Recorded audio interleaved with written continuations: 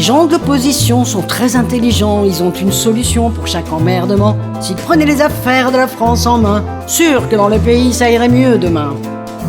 Le chômage serait en nette régression, puis très vite il viendrait à bout de l'inflation. Et bien sûr les impôts iraient en diminuant. Les gens de l'opposition sont très intelligents.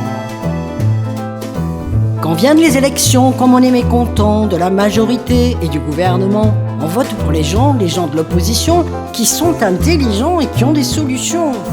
C'est ainsi que les gens de l'opposition deviennent majoritaires et dirigent la nation. Alors pendant 1 an, 2 ans, 3 ans, 4 ans, on attend patiemment que vienne le changement. Mais c'est curieux, les gens de l'ex-opposition, qui étaient intelligents, qui avaient des solutions, deviennent, quand ils sont dans le gouvernement, aussi impuissants que ceux qui étaient là avant.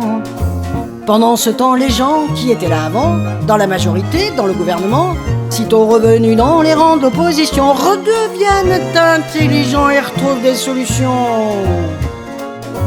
Ils disent qu'il faudrait une reprise en main, que s'ils étaient au pouvoir, ça irait mieux demain, qu'ils réduiraient le chômage, les impôts, l'inflation. Ça rend intelligent d'être dans l'opposition. Alors aux élections, comme on est mécontent de la majorité et du gouvernement, on vote pour les gens de l'opposition qui sont intelligents et qui ont des solutions.